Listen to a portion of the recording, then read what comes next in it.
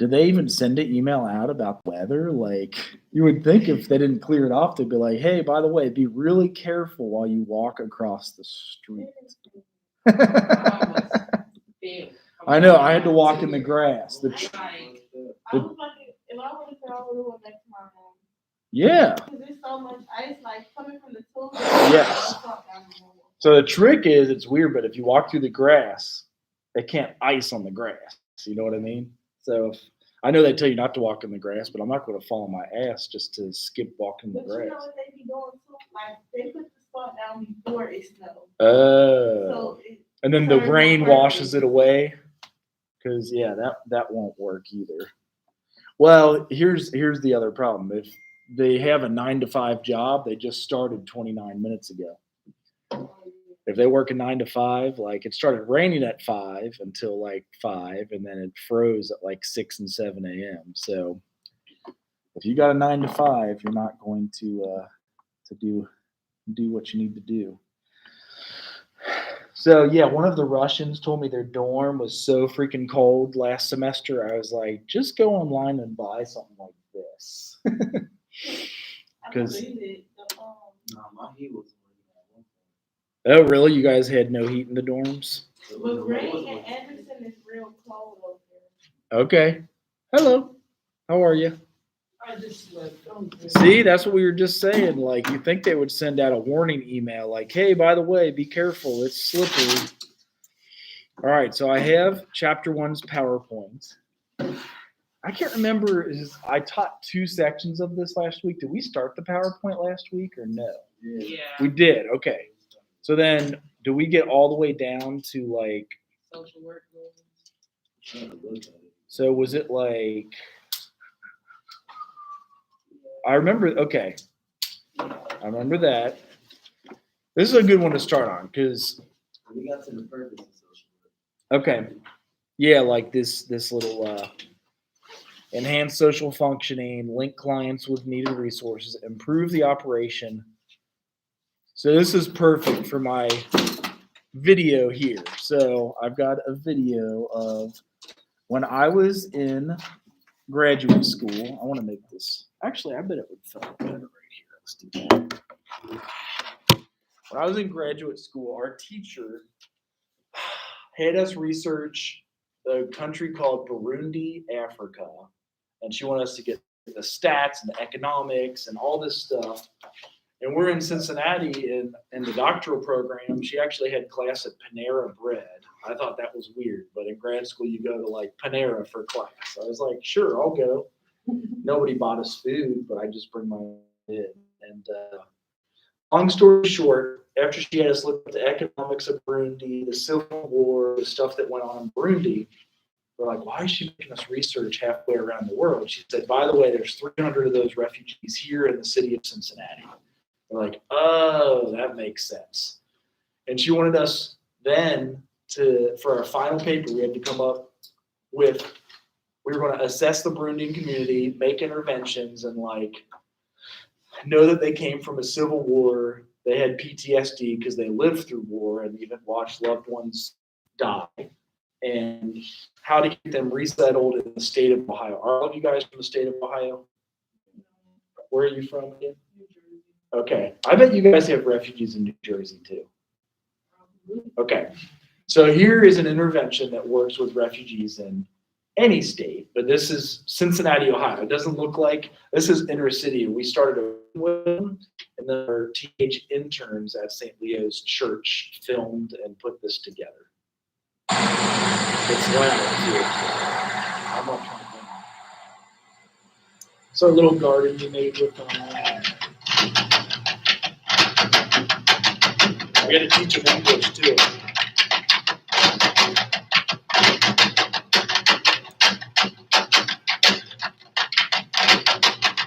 We grew some cabbages.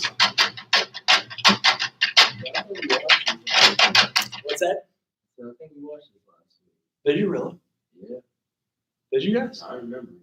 I watched it with. It's a little teenage girl, and you said like some of the stuff was spelled wrong on it too. Correct, but that was the afternoon. Did you come to the afternoon class? No, I came to the morning class. Do you guys remember watching this? I don't think that I are you okay? Wait. That was the afternoon class. You came. That's okay. That's fine. Which now I won't teach that one anymore. It's actually jewelry. It is the same class. I used to teach them both, and I told people to come to whatever, but that's also why I film it. So it's 8 minutes. You'll probably remember it all.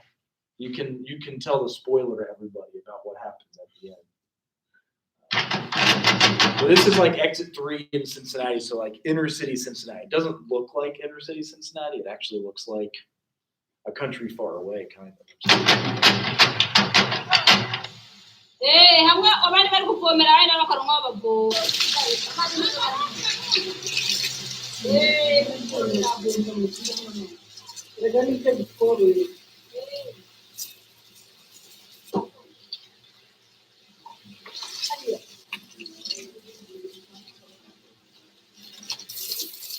Tomatoes are like 6 feet tall.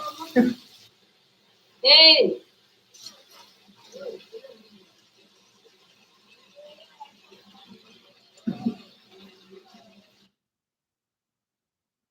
And that's Burundi. It's in the middle of Africa, right by Tanzania. Oh yes. And then these are Kroger bags that they actually sew into something and sell those as like another job opportunity. Like they're really crafty.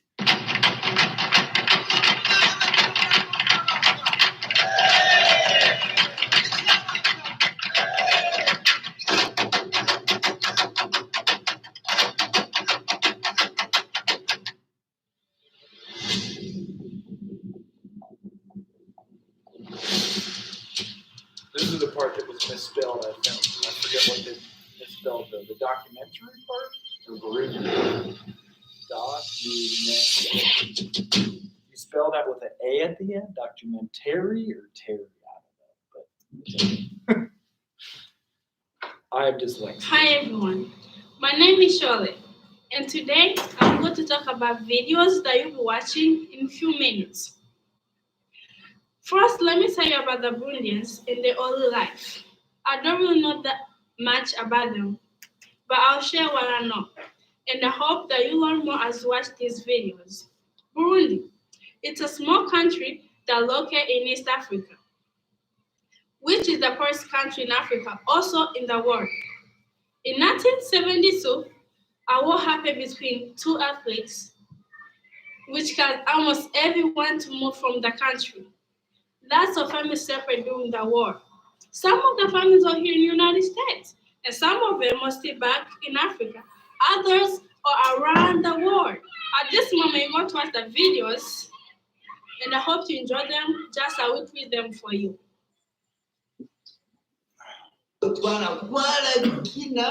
Twarasimba igihe hageze mu ci aho rero bagize rero baruhutse baramba twarasimba nk'intuze twarakina sana twarakina agapira twarabanga imipira isanzwe canke hariho ibindi twimba ku musozi ibintu bita ibigaru twarabyimba tukabisekura tukabibumba mu mupira mugakubita mutugaduka nibyo twagira nibyo twakina imipira hari ibiti ibindi biti binyango nibyo twarabizingazinga tukabivanga ku mipira aho nibyo twatera twagiza gukina nibyo twakina nayo imipira nk'iyindi yari isanzwe. So they speak what's known as Kirundi. In Burundi, Africa, they speak Kirundi. And one of the big interventions when our professor in grad school had us do our presentation, we interviewed the refugees, and the biggest things they said they wanted were land to grow their own food and ESL class to learn English as a second language. So those are the number 2 things that they wanted. Arakira mu ibarabara aho magize nko mu giharoharo igihe cyo muci cyane ivumbi rigatumuka abana twakunda kandi kakavumbi nkugasanga ni byiza kabisa muri 1964 umva rero narongora mu kwa gatatu itariki zitatu tabara n'umugore muri icyo gihe twari twarabanye hageze mu kwezi kwa 10 ndabatizwa. That's actually our church at St. Leo's off exit 3 on I-75 in Cincinnati. So a lot of them because of the war, hadn't been able to get baptized, married. So one Sunday they had 17 weddings on the same day. uyu mwaka nyine wa 67 maze kubatizwa turi kumwe n'umugore turagenda igihanga turabatizwa isiyoni nkuru amaze kubatizwa hasi badusezeranye n'umugore 68 ubwo n'umwana ahita arabatizwa imfungurwa twaririmbira n'amaboko yacu nyuma barangura kuko iwacu bari abantu bafise inka urumva arareba kwirirwa inyuma y'inka ndagaruke mu mwaka wa 3 arangura ati mwana wanje wewe ugume hano uzoragira inka nzogurira imashini nzobarira nuko nta kintu ndemera urumva ntibashobora kwakira ababyeyi ngo ndakuraho urandagira inka. So the war still kind of goes on today, and it's like a civil war between Hutus and Tutsis. I remember you have the 2200 class, don't you? That's why. So it was anybody else have 2200? Which is Intro to Social Welfare. So we have Intro to Social Work, which is required for everybody throughout the university, and then Intro to Social Welfare is for all social work majors. hari mu kwezi kwa 4 hari ku munsi wa 6 mu ntara ya Rumonge yatanguye saa 6 y'izuba muri province Bujumbura itangura isaha 4 z'ijoro kandi abayitanguye nabari ku butegetsi ubwo bwoko bwari buhari ariko muri ico gihe bwaradutse ivyo byazanywe n'umuperezida yari ahari yitwa Micombe. abasoda batangura kwihereza ibisagara barondera gatumba bakarondera iki akantu k'ubwoko ariko bagenda bica abo bidasangiye ubwoko kugira ngo bagumeho bonyine. ati mwarubatse inzu ziboneka bavuga ngo ariko bariya abantu bariya amafaranga bayakuye kandi bakarungika ababazi ngo kugenda mwicibura y'ingu bariya no kugenda mukabica ngo bariya ngo nibo bariye indunze amafaranga y'igihugu bakaza bagafata urugo mbese bwari bw'ubwoko bakaza bakatera ku rugo bakabica. numva mama tubwira abatutsi bahiga abahutu bakabatera ibisito by'imigano bakabisogota abagore bafite inda. Hello again. You just watched a short video of the Burundian community. As you saw, the war was a tragedy for the Burundians.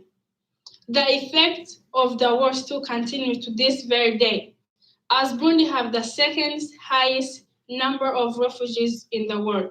But there's more to the Burundian story besides the war. We try to show you that in the first part of the video.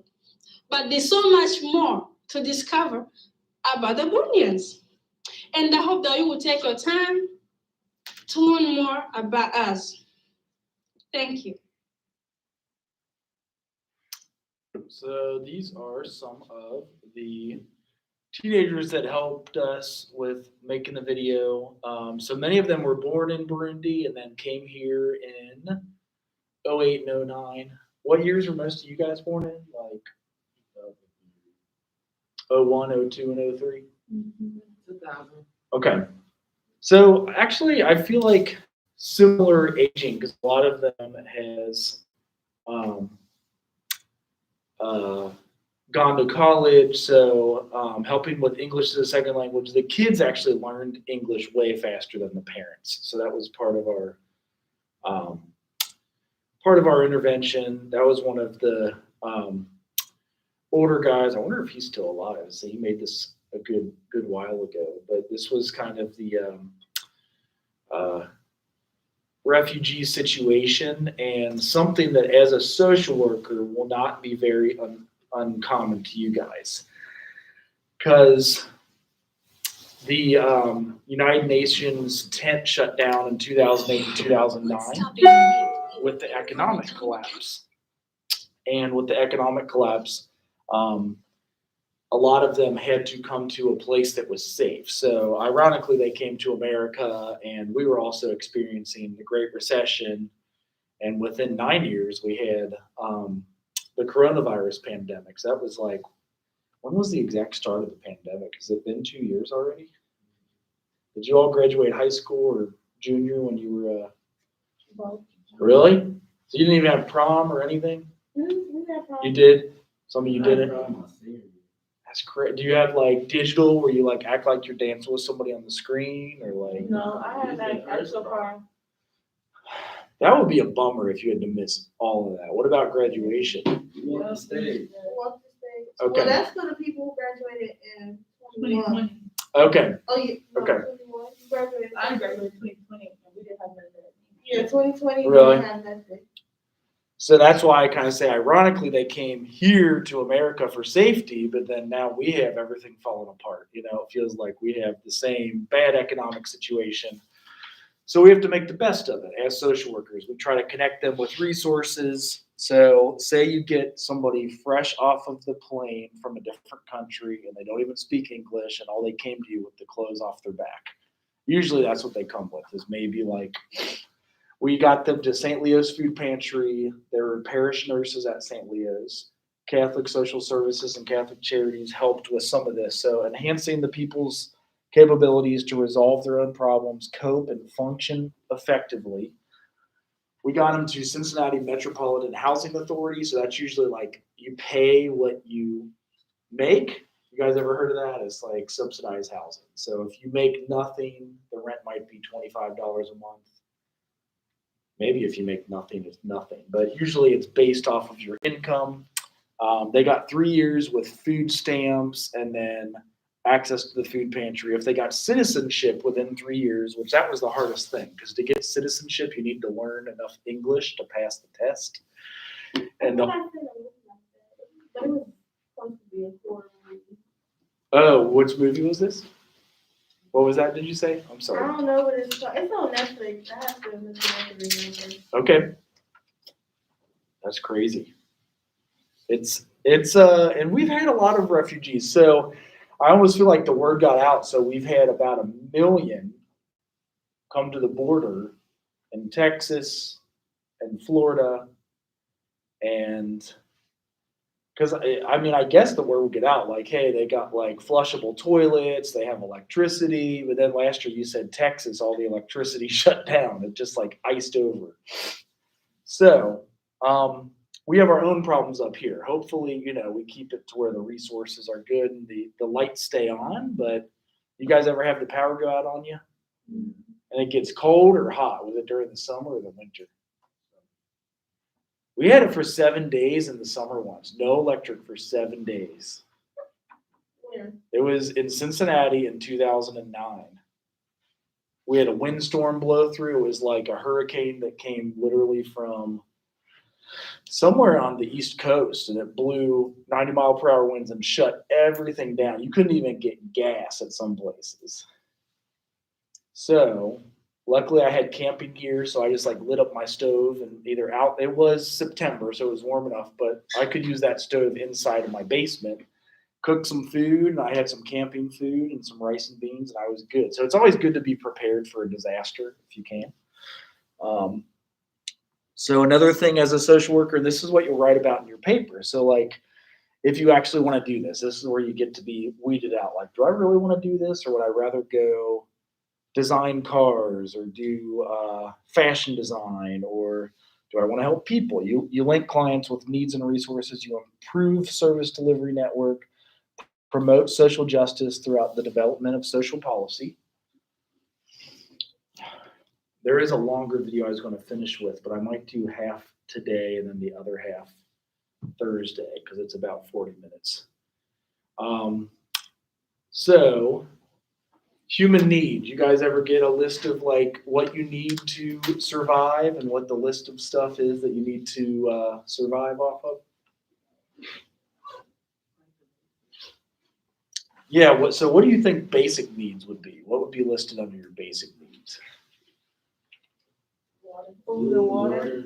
Food and water is key. I've heard you can go like 7 days without food, but you can only go like a few days without water.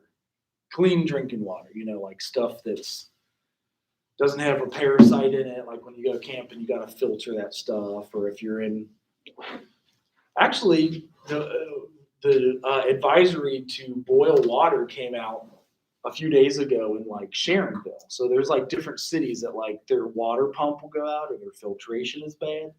So you got to boil your water to make sure you kill the parasites. And that's normal in a lot of countries. We're just used to like going to our tap, drinking. Anybody from Michigan here? Were you close enough to Flint to experience any of that? Did you hear about it? Does that sound like a hot mess? Like, wasn't that lead or something? It's still bad? Oh dear. Is there any videos about it? Because that's messed up for real. Could you imagine like not having how close are you guys to Flint? Okay, so the water's not too bad where you are. Let's search it. Flint water crisis, was it called? And this is what some of the social workers did there. So a lot of times they were getting them connected with, oh yeah, look at the color of that freaking water.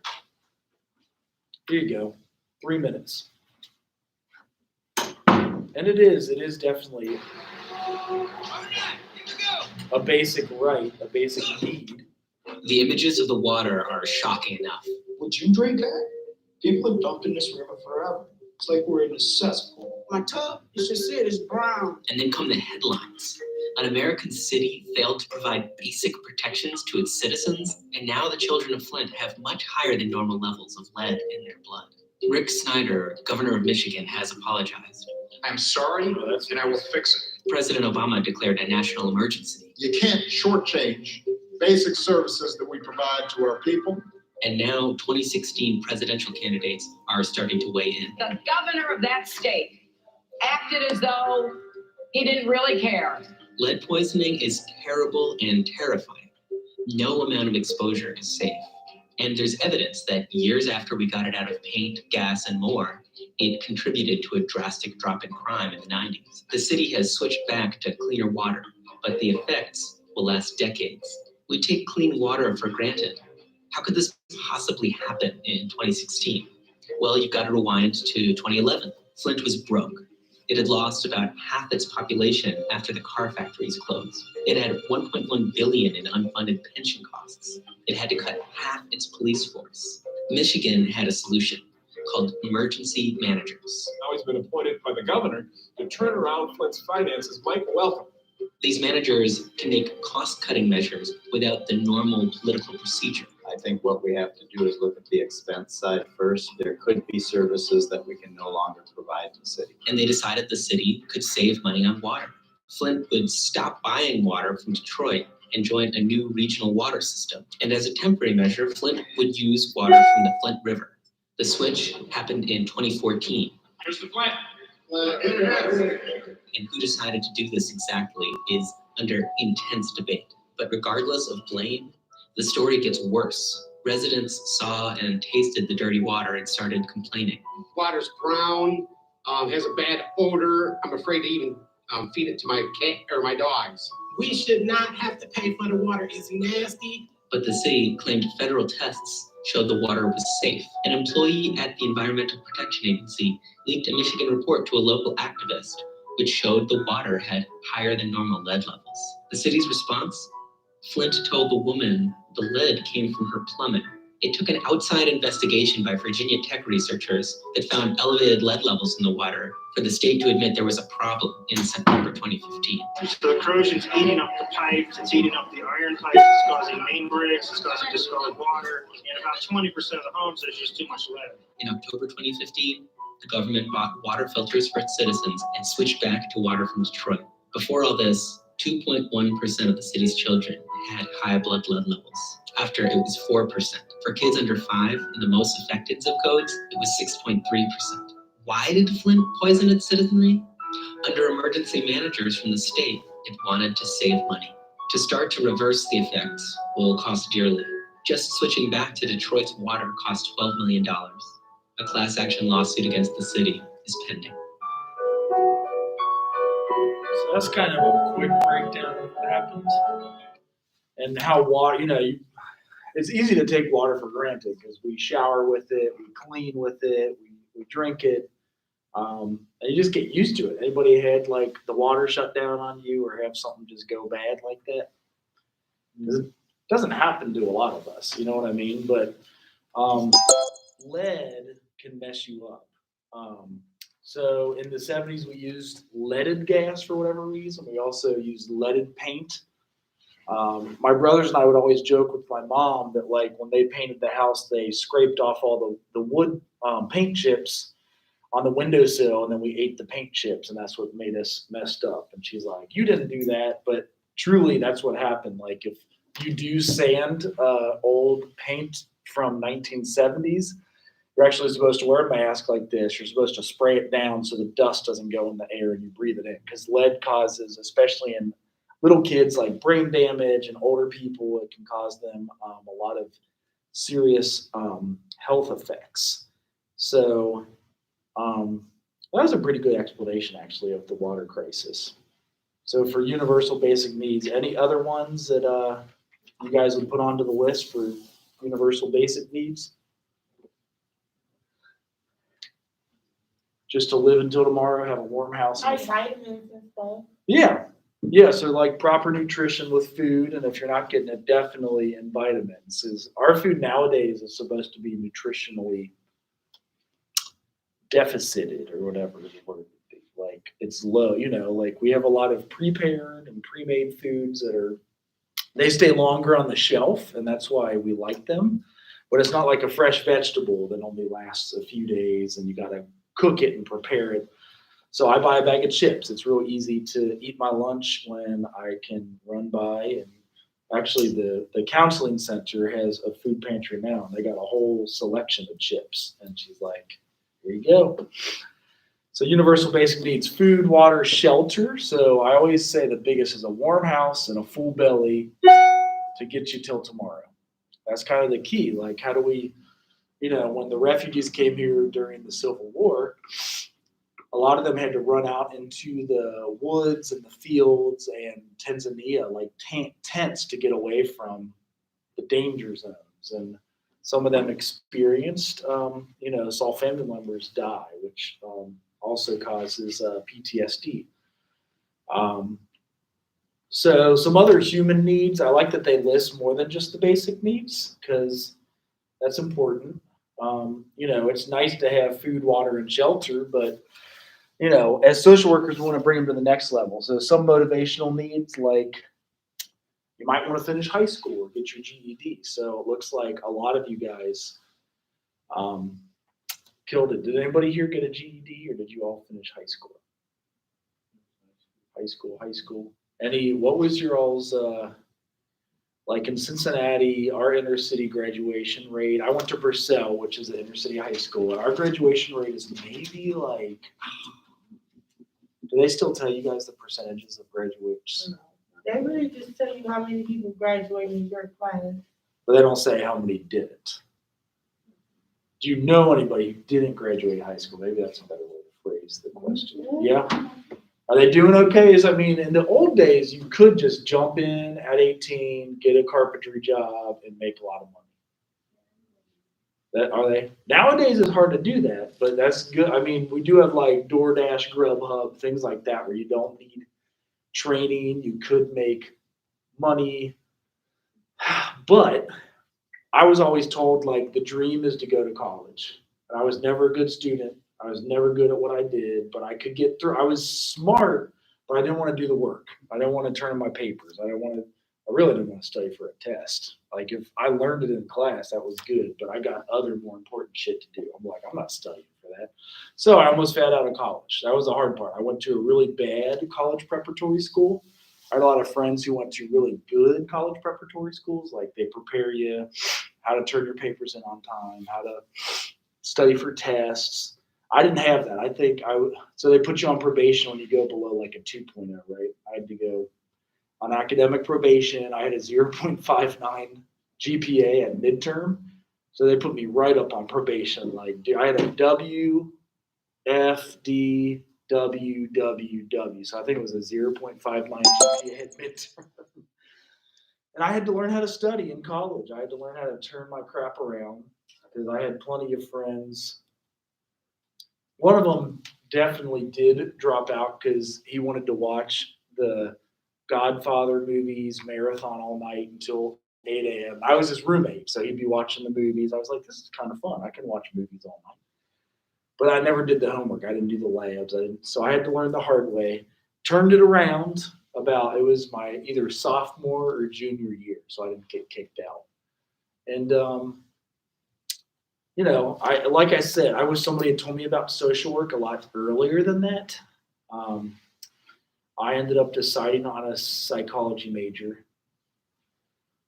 Now, there's a movie that I do want you guys to try to get access to. And I only do this from my own experience. I take a lot of student loans out to graduate. And there's nothing wrong with that. You just have to be mindful about your student loans. And it's called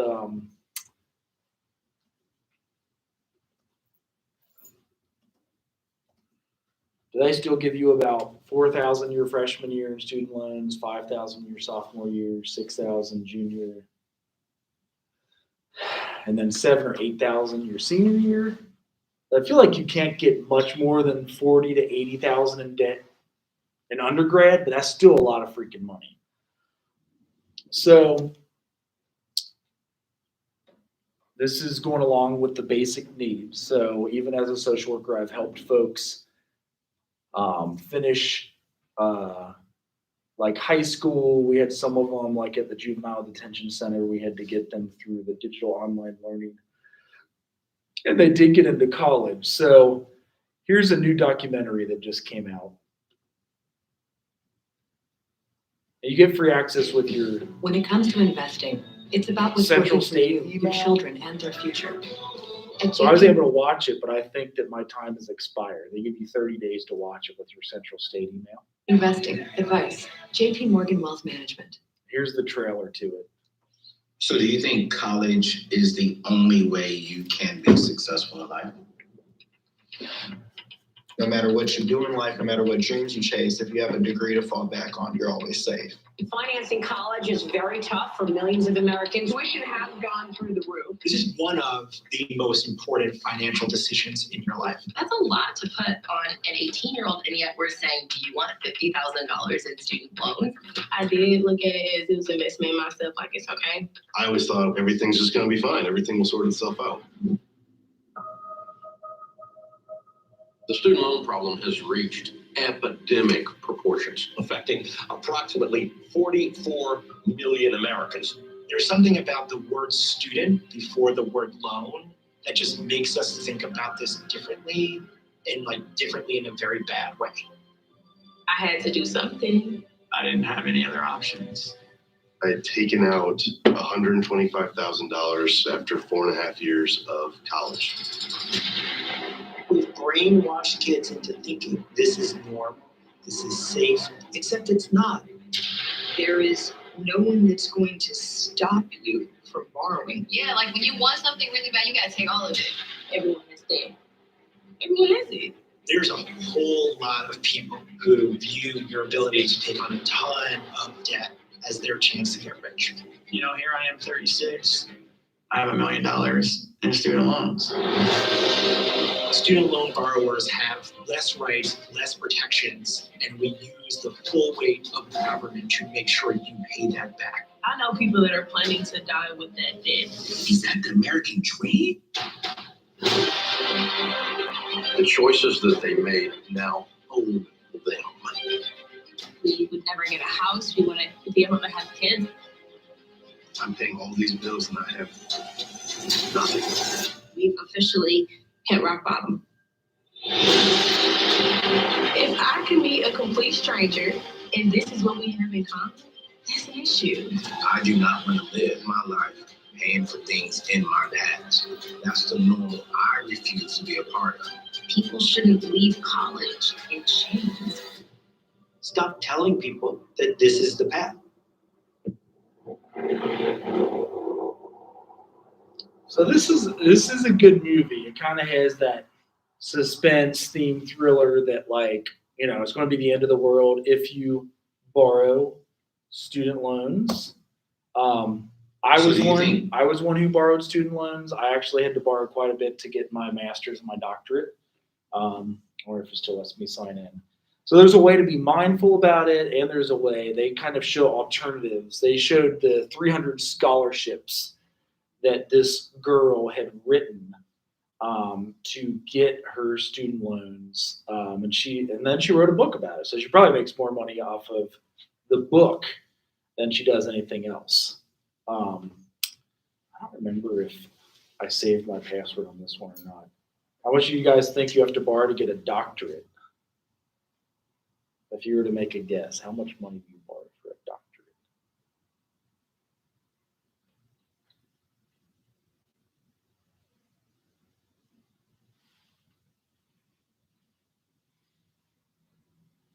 Because whoever gets the guess closest.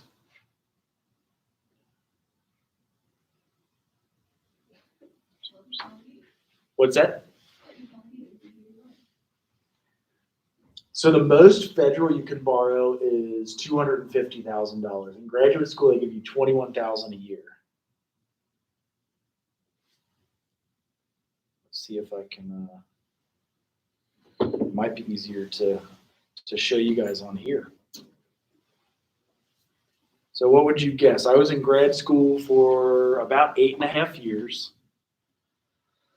For whatever reason, I took the full amount.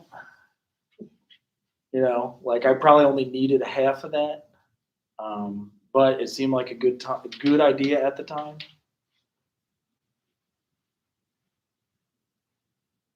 I guess it is letting me log in. So here's what I have to borrow. That's with interest though too. There's my maximum. Can you see that, or is that too far? So I'm a good example of like what not to do. You are supposed to have, if you teach like at a public university for 10 years, you are supposed to have. What's that? I hope they see the numbers for real. You didn't see the numbers, or what'd you say? Mm-mm. Oh, I can show you. It's okay. What's your guess if you were to guess? Oh.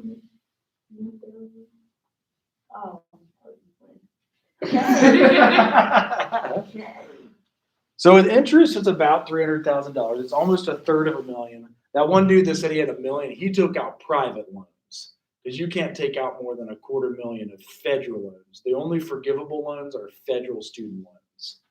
So if you are able to watch this movie, I would encourage it. You can sign in for free with your .edu email. So whatever your Central State email is. It's one of the best made movies that I'd seen in a while. So again, you obviously can take stuff out. The coolest is the girl that wrote scholarships to 300 places. And maybe she only got a few hundred from each of the 300 places. But what's 300 times 300? I have to be good at math to figure that out. Let me do that real fast. So it is free with a .edu address.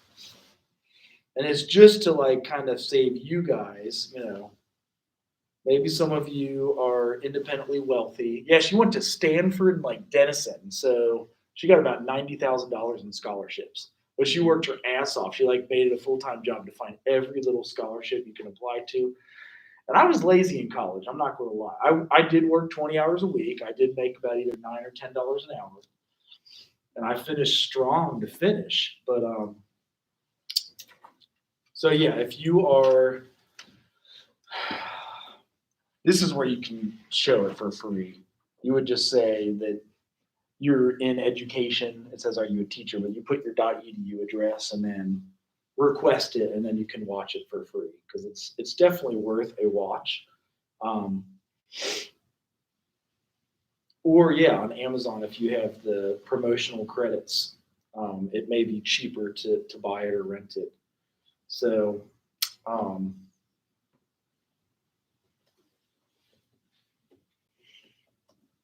so different ways to empower people is what social workers do. I think she's the one who wrote that. They talk about her in the movie, but she just killed it on those scholarships and definitely, got to some of those motivational needs, lifespan needs. College can fall under that. So you guys finish by the age of 21 or 22? Are you all 18 or 19? And you'll finish, you won't do 5.5 years in college like I did. Promise me that. And that's because I almost failed out. But luckily, somebody poked me in the butt and got me motivated. Like, you can do this. Identity development needs. That comes in college. Cultural strengths. Other human needs. Physical environment. And social justice. And then world living. Has anybody ever traveled outside of either your home state or your home country? Yeah. Which place? Yeah, Really? That's pretty sweet. So you both have been to the Bahamas? Mhm. Freeport or Nassau? Nassau. Nassau. That's awesome. So you get to see kind of what a different country looks like compared to the. Anybody from the Bahamas here? Because we have a lot of students from the Bahamas, right? Mhm. How long did you guys stay? A week. Did you get to see the poverty places? Yeah. Isn't I that mean, when you travel, like, you get to go off the boat every day and stuff, or if you travel by water, or you still got a job to go places, but you gonna see it just going to a regular place, like. Yes. Where did I go? I went to Atlantis, Uh-huh. and we was on a bus, but you could see it like they be on the freeway selling Yep. stuff. Yep. Because that's kind of like where I lived in Nicaragua and El Salvador for several months in college. Was this a cruise before the pandemic? Yeah. Because it's scary to go on a cruise now, isn't it? Or they make it seem scary. No, I wouldn't say like now. I know people started going towards the end of the last year, Uh-huh. and it looked normal now. And cruises are pretty cheap because of the pandemic. Like you can get on one for like $50 or $100 a night. And that's where everything was coming from when the pandemic first started. It was coming like when you was traveling on cruises. Yes. Yeah, that's true. Yes, that's one of the things. I will suggest anybody, if you get a chance, if you can't go see a third world country, go look at like in the United States of America, we have some pretty impoverished areas too that as social workers. Louisiana. What's that? Louisiana. Yeah. Yep. You could like when you go there, you could just look and see that they live this stuff. Right. In every country. Because that would be on the way to like New Orleans, right? If you drive south. Okay. New Orleans, you can tell like Lots of swamps. I've only driven through like a couple of times, but I'm remembering it's yeah. So again, hooking them up with these basic needs, lifespan needs, physical environment, social justice, world living is interesting. I'd like to see what we'd have to dig into the book, which I know it's in chapter 1. But what does world living mean? I guess at least being aware now with the internet, you can see stuff across the world. We've got a war about to start in Russia. Anybody seen that in the news? Apparently about to go to war. Who? The United States of America. Where? And for real, Ukraine and Russia and something It's gonna be like a real war. I hope not. Have you guys seen that anywhere? No. I'm for real. So it's kind of sad because part of me is like, are they using that as a distraction to make us like not think about how bad it is in America right now? You know what I mean? Because they do that. It's been known to do that. It's just like, hey, here's a war. Like they did it when I grew up in the 90s. I protested the war in 2002 in Iraq because they said we had weapons of mass destruction, and they never found weapons of mass destruction. So it was another kind of lie to bring America together after 9/11 and unify the country. Like, yeah, it's a war, and I don't know if it's going to work this time. I just don't think it's going to work. Because who wants to say, how about all them politicians put on a day glow jumpsuit and jump out of the sky with a parachute and hold a rifle and they go fight the war? Because why do we have to fight their wars for them? It's so that's something. Obviously, we want to see world peace, and we're not getting there as quick as we want. All right, to kind of get on this slide. So here's kind of, as social workers, we connect these two things. I'll zoom in on it because it is kind of small, but the family institution is the social institution. The function is primary personal care and mutual assistance between children and parents and between the family and unit of society. Then you go to school. So you grow up, you have to go to school, or you get the truancy officer. I get in trouble with like a runaway charge. I was a bad kid. Educational institution. So like socialization and preparation for productive participatory citizenship. So you get through high school. You don't get any like truancy charges or runaway charges. Then you get to go to college. Although it's expensive. How much is college nowadays? Because when I started at Xavier, it was $6,000 a semester when I went to Xavier, and that was really expensive. Oh, you said 6,000. For in-state tuition? It's like 20,000? Yeah. Okay, so it's legit. Yeah, it's 20,000 actually. Damn. Oh, room and board and food, right? Is that part of it? Or is that just tuition? No, that's not part of it. Okay. Because I had to pay $3,000 on my pocket. Because it's gotten expensive, like for real. It started going up in about 1999 with like, because they gave you $21,000 a year for graduate school. It's like tuition was $3,000, $4,000, and $5,000, but they saw the feds are giving you 21 grand, so now all the tuitions are magically $20,000. It's like, why did they do that? It was kind of like a banker's scheme to, get you into debt. So the trick is get out of college without too much debt. I know, yes, we have to all borrow something, but if there's a way you can write for more scholarships, DoorDash on the side, do a summer job. Any good summer jobs to offer in girls' neighborhoods that are good money? Amazon Flex would be like $30 an hour. I did that. Because to come and teach, you actually take a pay cut as a social worker. You probably make, with a license, $35,000 some a year. With masters and license, $45,000 a year. Supervising, then you get like to $49,000 a year. But then teaching last year, we made about $47,000.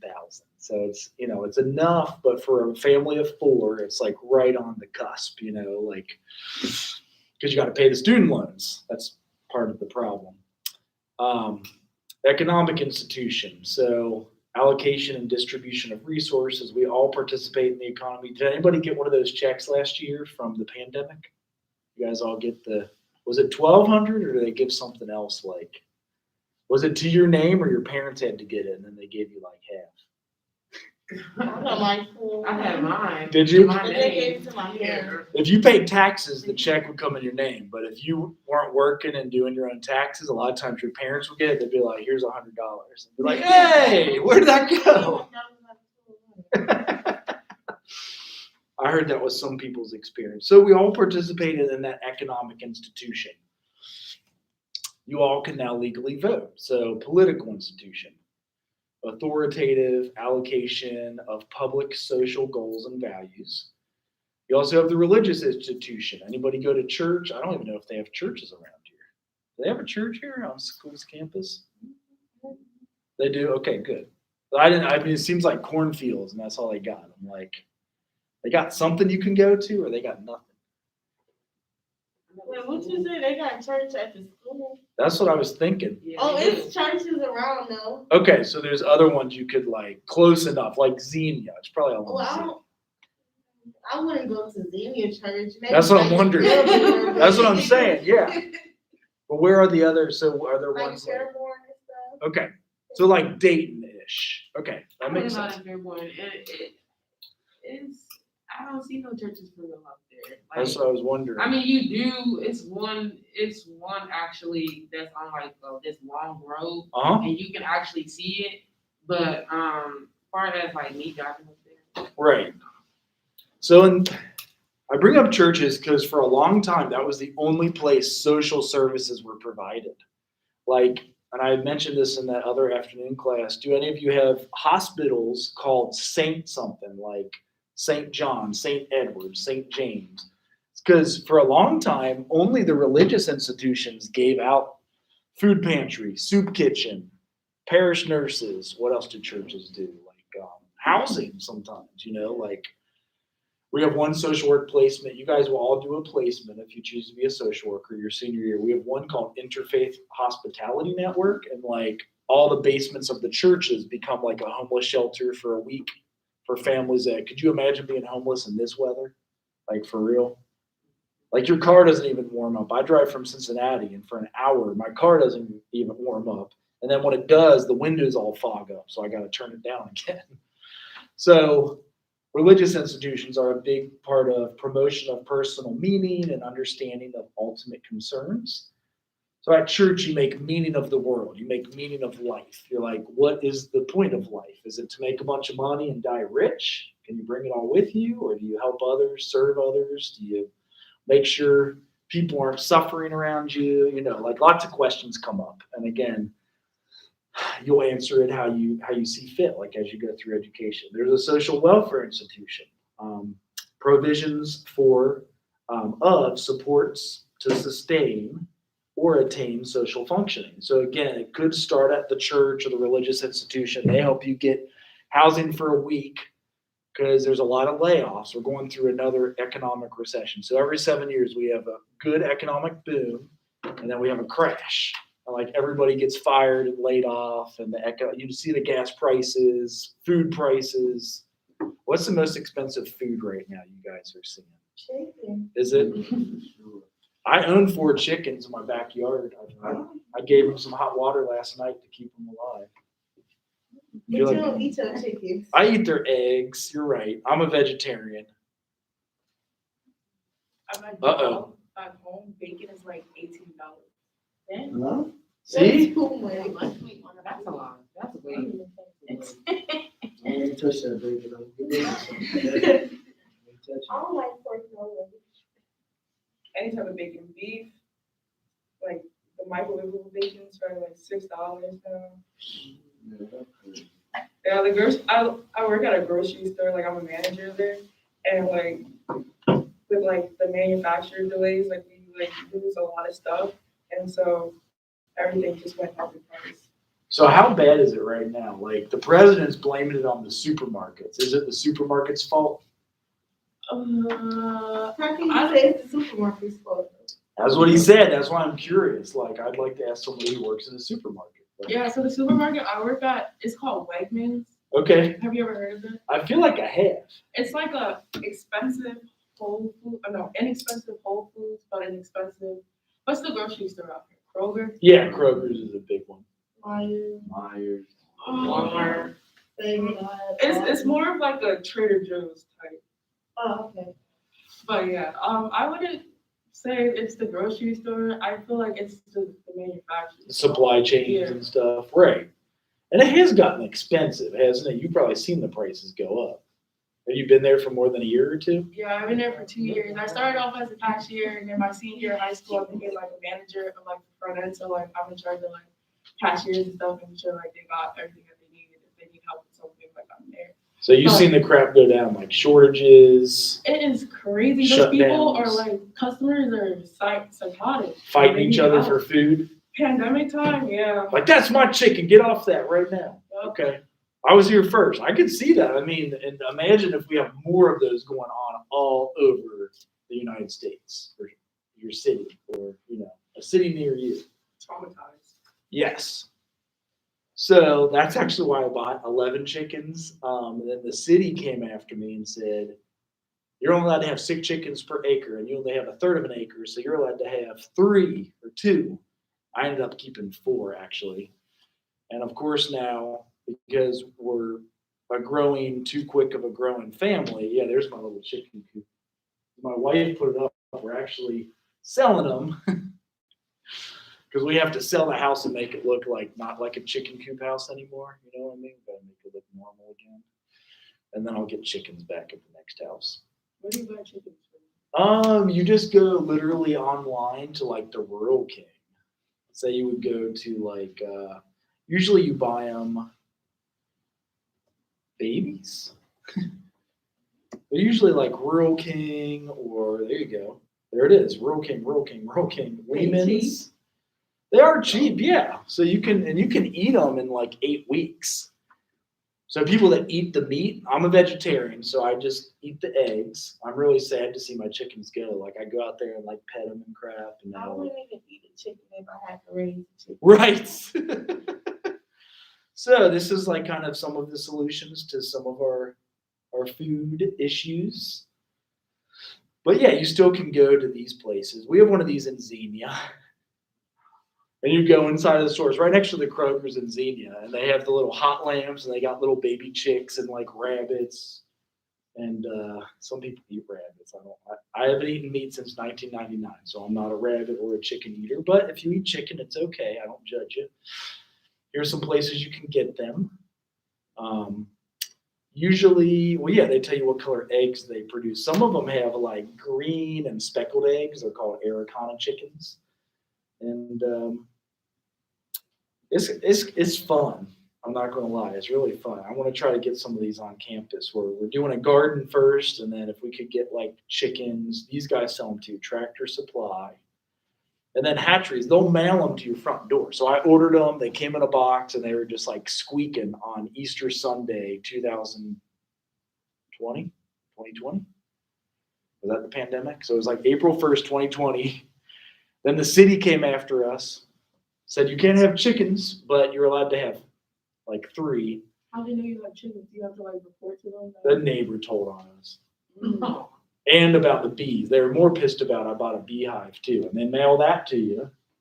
And then you insert, you put on a little suit, you put on a beehive, and they were pissed about that. And the city said there is no law about bees, so that means you can't have them. And I fought the city on that. I said, I thought for something to be illegal, there has to be a law. They're like, no, there's chicken laws, but no bee laws, so you can't have them. So I talked to an attorney, and they said, they're full of shit. You're allowed to have bees.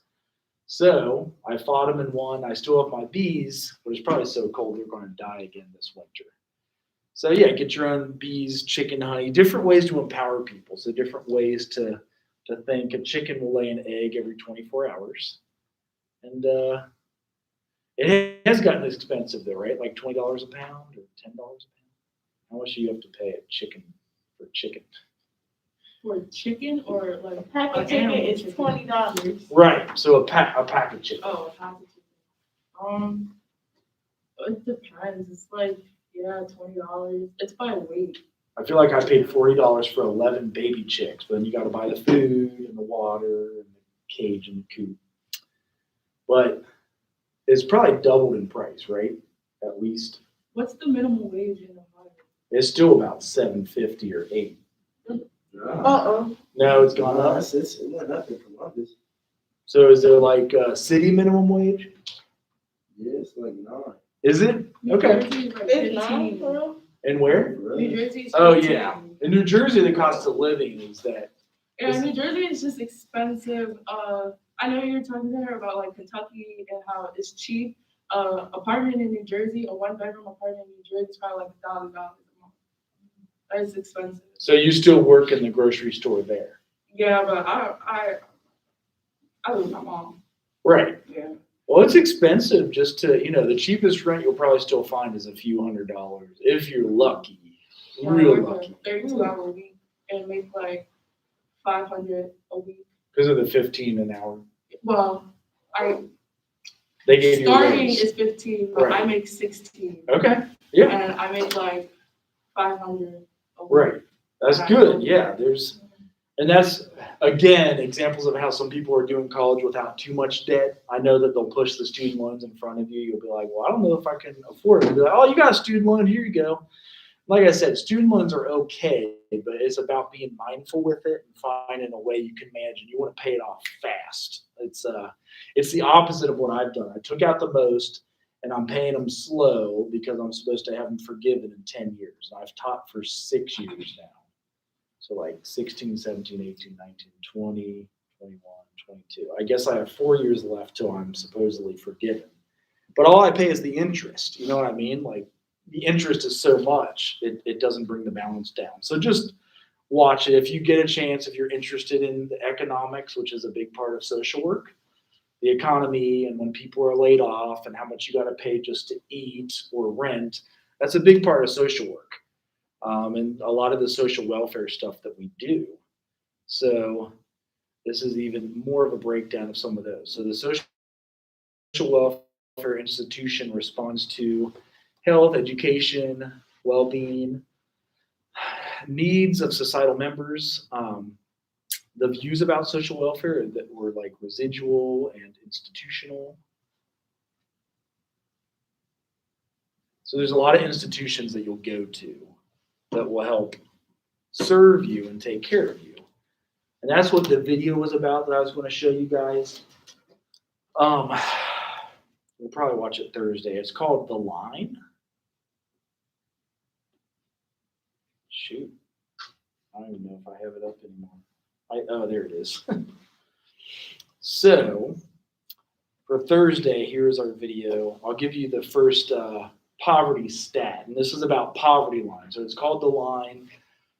It's about staying above the line so we don't need social services, but how easy it is to fall below the line. It might just be like you get one missed paycheck. And that's why during the pandemic, so much crap went down that they had to give out money. But that's also now causing its own problems this year. So we have 46 million Americans in poverty. That was 11 years ago. So I'm guessing that number has certainly gone up. But that's a lot. Does anybody know the population in the United States? It's a tough number to guess. They say 7 billion, but it's way, it should be like. Oh, right. So world population is like 7 or 8 billion. Yeah. US has like 335 million. Europe has like about 300 million. But China has 1 billion. India has 1 billion. I think they're actually at 1.5 billion. So China has 1.5 billion. India has 1.5 billion. That's almost half the world's population. Those tiny ass little, like they're small. And then the US only has 300 million, and we're like that big if you look at a map. Africa, I think, also has 1 billion. Latin America has 1 billion.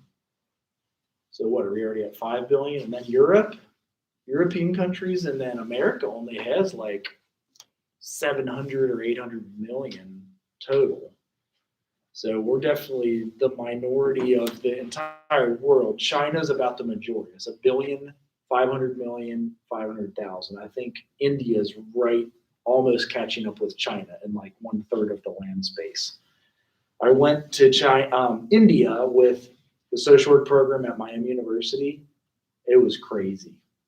Like, if you ever been to a busy city and you like gotta get around in your car and try to like park and like, when we went to India, I'm trying to think of how to explain it.